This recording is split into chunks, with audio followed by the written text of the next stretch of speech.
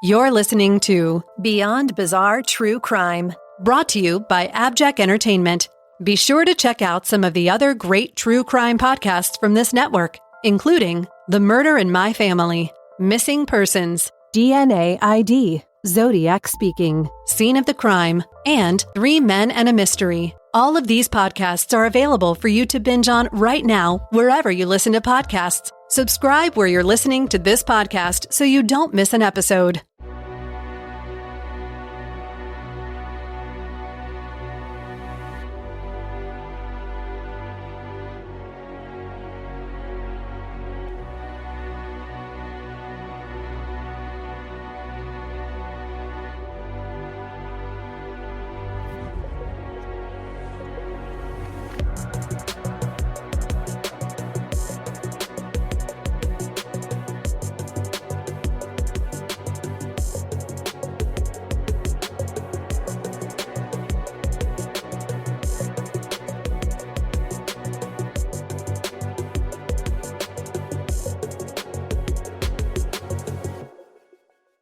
Welcome to Beyond Bizarre True Crime. I'm your host for this week, Javier Leyva, with the Pretend and Criminal Conduct podcast. In this episode, we're going to talk about a case that's beyond bizarre. It's the case of American serial killer Wild Bill, and his story is beyond bizarre. This week, we're going to talk about an American serial killer in paradise. It's the story of William Holbert, or how some people on the islands knew him as Wild Bill Cortez. So let's talk about Wild Bill. Who is this guy? Well, he's a 6-foot-tall, blonde, big guy. I mean, he looks like he's on steroids, really muscular, probably weighs 250 pounds. He likes to drink, he likes to party, he is the center of attention. And his partner, Jane Cortez, well, she's kind of the opposite of Wild Bill. She's quiet. She kind of hangs around in the background and follows his lead. While Wild Bill is at the bar partying and drinking, Jane, she's kind of paying attention, but she is involved in everything. Don't let her fool you. Bocas del Toro is just gorgeous. It's beautiful. It's paradise. I mean, it's in the middle of the rainforest and the ocean is just crystal blue. I mean, it's beautiful. There's no secret why people flock to this area. Well, Wild Bill had a house on an island that was only accessible by boat, and he built a bar there, and he called it the Jolly Roger Social Club. And there was a sign at the front of the bar that had a skull and crossbones, and the words that said, "Only 90% survive." And people would come here on the weekends to drink cheap beer, cheap liquor, hot dogs, and hamburgers. It wasn't really a profitable business, but it was definitely the island's watering hole. But not everyone on the island would go party at the Jolly Roger Social Club. Some of these people actually kept to themselves, like American expat Bo Eisler. Bo Eisler is from New Mexico. He had a store there selling cowboy boots and cowboy and cowgirl couture. But eventually he wanted to retire and kind of move somewhere a little quieter. So he decided to move to Panama, to Bocas del Toro, and built his dream home. Bo Eisler lived there for a few years, but eventually island life got a little old and he wanted to get back to the United States. I spoke to his friend Sharon McConnell Dickerson, who said that she was aware that Bo was trying to sell his house and return back to the mainland. He was telling her that this couple named Wild Bill and Jane were interested in buying the property. He told her the deal was on, and then it was off again, and then it was on, but eventually they settled on a price. And that was basically the last time Sharon McConnell Dickerson ever heard from her friend Bo again. Now, it was odd for him to just disappear and not tell anyone where he was going. But he wasn't the only expat who sold his property to Wild Bill and Jane. There was a family known as the Browns. The father, Michael Brown, the wife, Nan Brown, and their 18-year-old son, Watson. Now remember, everyone comes to Bocas del Toro for different reasons. Like I said earlier, it's to get away, to retire, but the Browns were actually there to disappear. You see, Michael Brown, well, that's not even his real name. Some say Michael Brown was in hiding and possibly part of the witness protection program. He was definitely not wanting to be found. But some around the island noticed that he was dealing with Wild Bill and Jane and was possibly trying to sell his property. Then one day, all of a sudden, the Browns, the entire family, they're gone, and Wild Bill and Jane are holding the deed to their property. But, like I said, they were there to disappear, so no one really missed them. And that's the same property that Wild Bill and Jane built the Jolly Roger Social Club bar. But it's not true that no one missed the Browns. In fact, Watson, the 18-year-old son, would occasionally write letters to his brother and sisters out in Jamaica. And all of a sudden, those letters stopped. And there was also some mysterious ATM withdrawals on the island. But the Browns were nowhere to be seen. But no one really questioned this, and the party continued at the Jolly Roger Social Club. There was another American expat living in Bocas del Toro. Her name was Cheryl Hughes. And Cheryl went missing after having business dealings with Wild Bill and Jane Cortez. Her family and friends back home were starting to get worried because they haven't heard from Cher. Mary Whitmore, who I spoke to for my reporting, said that she would call everyone and anyone she could get a hold of at the islands, and no one knew where Cher was. Immediately, she knew something was wrong. So she heard that Cheryl was dealing with this guy named Wild Bill, and somehow Mary Whitmore, got a hold of Wild Bill's number, and she gave him a call. And she says that she got on her knees because she knew she had spoken to the devil himself. When she got on the phone with Wild Bill, she asked him, "Do you know where Cheryl is?" And he said, "Yeah, she just left her husband and got sick of this place, so she moved." But none of that made sense to Mary Whitmore, because Cheryl wouldn't just do that. He said, "She gave me a really good deal and, I just bought it." The reason why this didn't make sense to Mary Whitmore is because Cheryl Hughes had just gotten separated from her husband Keith, who they both moved down to Bocas to settle down, to kind of retire and get away from the city life. And there was rumors that her husband Keith was cheating on Cheryl, and that's why they eventually split up. But Cheryl wouldn't just pick up and move just like that. There were also rumors around town that Cheryl was depressed and struggling to keep up her island home. She told family that sometimes she would just cry herself to sleep. And she was also worried about her safety because she kept experiencing 2 to 3 break-ins. Nothing was really stolen, but every time somebody was trying to force open her filing cabinet. Unlike the Browns and Bo Eisler, Cheryl was actually a frequent patron at the Jolly Roger Social Club, and her and Wild Bill and Jane kind of knew each other, but I wouldn't say they were friends. There were rumors around town that Cher was planning on selling her home to Wild Bill. Cheryl was last seen getting on a boat with Wild Bill, and many assumed that they were just doing some sort of real estate deal. But that was the last time anyone had ever seen Cheryl Hughes again.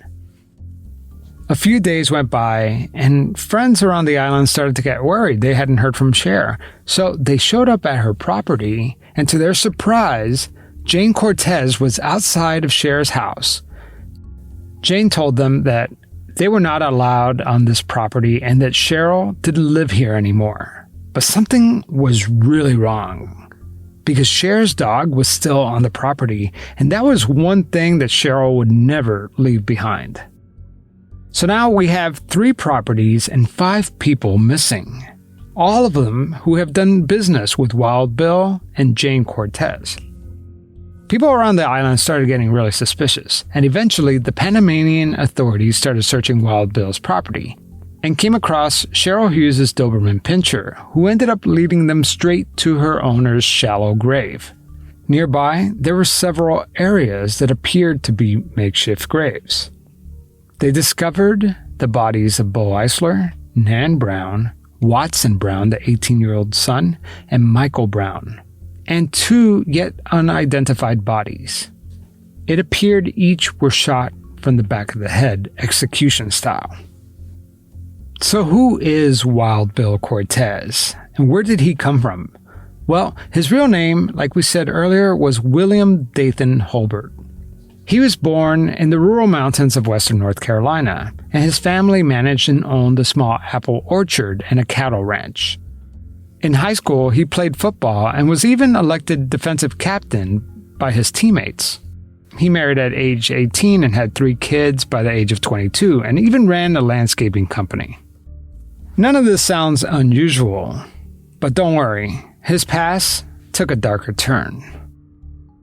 From 2003 to 2005, William Holbert led a group called the Southern National Patriots, which is kind of a militia, right-wing organization that some accused of being racist. The group collapsed after Holbert left in 2005, but there were signs that Holbert wasn't all together.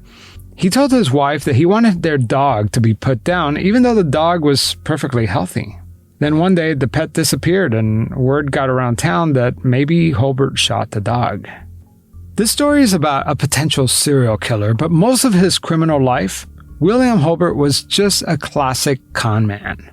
At his core, he used his intelligence to manipulate people. He owned a gym with his friends that he was managing to just skim money off the top and put it in his own bank account. He cheated his wife out of child support payments, $12,000 total, and was eventually sent to jail. And then, he was always involved in some scheme. He would steal cars, change the VIN numbers, and forge the vehicle's title, and then sell it for a profit. And then this one time, in North Carolina, he went to an empty beach house and actually sold the house for $200,000, a home that he didn't even own, just by forging the deed and the title. And when the real owner finally arrived at her beach house, she discovered that there was another guy painting the house who also claimed owned the house, and by that time, it was too late. They were duped. At this point, Wild Bill is now a wanted fugitive. He was even caught up in a high-speed chase in Wyoming. And by this point in 2006, he was already on America's Most Wanted.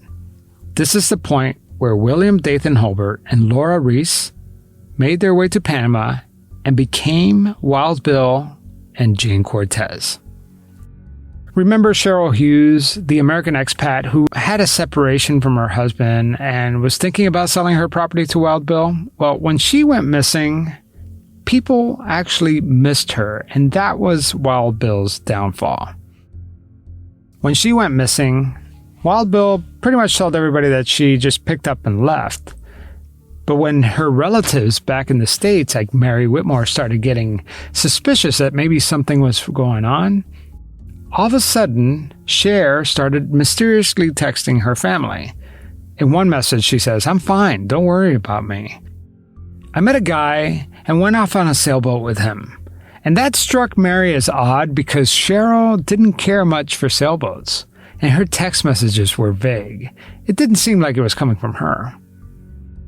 At first, everyone thought that maybe Keith, her husband, had something to do with her disappearance. After all, when something happens to the wife, everyone suspects the husband. But in this case, Mary Whitmore knew that Keith had nothing to do with her disappearance. And Keith was also worried about Cher and doing everything in his power to try to find her. In fact, when Keith tried to confront Wild Bill allegedly threatened to kill him. At this point, Mary goes to the authorities, and they tell her that there's a woman named Sharon McConnell Dickerson who is also looking for a friend of her named Bo Eisler, who's also missing. And at this point, Mary and Sharon connect and join forces. They got the FBI involved, they called the embassy, and eventually got the attention of the Attorney General down in Panama. That's when authorities went to go check on the property. But by this point, Wild Bill and Jane were gone. After police discovered Cheryl's body, along with the 4 other bodies at the Jolly Roger Social Club, they also found Cheryl Hughes' passport and credit cards, and they found dozens of other people's passports. The workers on the property told police that Wild Bill had asked them to dig the holes, about 3 to 4 feet deep and 6 feet long. and it was only a few feet away from the sign that read, "Only 90% of our members survive." There were rumors, too, that Wild Bill allegedly removed the fillings from his victims' teeth. Did he remove their teeth as a trophy or just to prevent identification through dental records? By now, Wild Bill and Jane are gone. No one knows where they're at, but their pictures are posted everywhere and they're being pursued by the FBI. Wild Bill and Jane were spotted on the way to Costa Rica, trying to escape on boat. Eventually, the authorities caught up to them and arrested them and took them back to Panama. During the trial, Wild Bill didn't deny that he killed these 5 people. He said he was a hitman for the cartel, but he would not provide any details or the name of his accomplice. Holbert was sentenced to 46 years on August 14, 2017 for the killings of the 5 victims in Panama. But the question remains, is Wild Bill just a mass murderer, a hired gun? Or was it something more sadistic? Did he have some sort of bloodlust? Is he technically considered a serial killer? Well, that's to be debated, but he was definitely a con man, stealing people's properties at all cost. At the end of the day, really, he didn't make much money off of these people's properties that he stole. So the motivation isn't super clear. And also, back to his childhood, he does have some history of possibly torturing and harming animals. But then there are some traits that don't quite match up with the serial killer label. For instance, he does have multiple murders, but was there a cooling off period? Was Wild Bill planning on murdering more if he hadn't been caught? And serial killers usually have victims that have something in common, like all women or men, but that wasn't the case for Wild Bill. He kind of killed indiscriminately. The only thing they had in common was that they owned property, and they were probably not going to be missed if they disappeared. And usually a serial killer derives some sort of pleasure from his killings. And it's not clear that Wild Bill had some sort of bloodlust. In fact, in media interviews, he says that he took no pleasure in killing these people. In fact, he says that very few people know what it's like to take someone's life. But there's no doubt that Wild Bill is a narcissist, and that is a trait that's very common with serial killers. In fact, I have spoken personally and interviewed Wild Bill from his jail cell in Panama. And in my conversation that took over the course of several days, I learned that maybe he's a serial killer, maybe he's not, but he is definitely a narcissist, he's a con man, and he loves attention. Especially from the women who write to him. In fact, he calls them his Bundy hoes, as in Ted Bundy.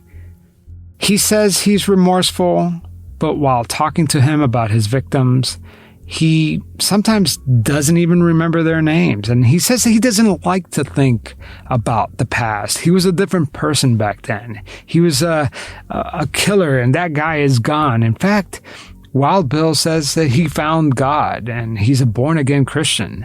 He's known around prison as Brother Bill. In prison, he had a lot of freedom. In fact, there's pictures of him wearing plain clothes, eating meals, and having fun. But eventually, the Panamanian authorities cracked down on him, and he's currently held in isolation.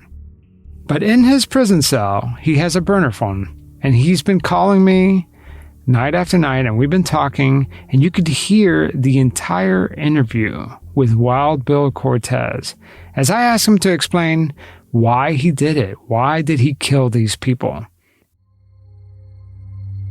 So Javier, tell me about the phone call you just got. I get this call from this guy who's known as Wild Bill. I want to be really clear that I don't feel like a serial killer. You know, and when I think of the word serial killer or of a person who's a serial killer, I think of a guy like Ted Bundy or a person who does things for compulsion or emotional needs, emotional reasons. And I'm not a person who has any bloodlust. These terrible things I did, you know, starting about 15 years ago. And and I was just a heartless, cold-blooded asshole who hurt and killed people for money. You know, I don't have a compulsion to kill people or a desire necessarily to do that. You could hear more of my reporting with my co-host, John Taylor, at the Criminal Conduct Podcast. You could find Criminal Conduct wherever you listen to podcasts.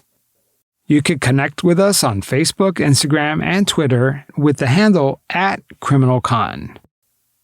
It has been a pleasure to be this week's host. Be sure to tune in to the next episode of Beyond Bizarre True Crime, which will be hosted by Paige from Revere True Crime. Beyond Bizarre True Crime is produced by Mike Morford and Jess Betancourt for AbJack Entertainment, with music by Connor Betancourt. If you enjoy this podcast, make sure to subscribe wherever you are listening now, and please take a moment to rate and review the show. You can find Beyond Bizarre True Crime on social media. We're on Twitter and Instagram with the handle @BeyondBizarreTC. You can also find us on Facebook by searching for Beyond Bizarre True Crime Podcast. The views and opinions of the hosts and guests on Beyond Bizarre True Crime do not necessarily represent those of the show's creators, producers, or sponsors. Be sure to tune in on Saturdays for all new episodes of Beyond Bizarre True Crime.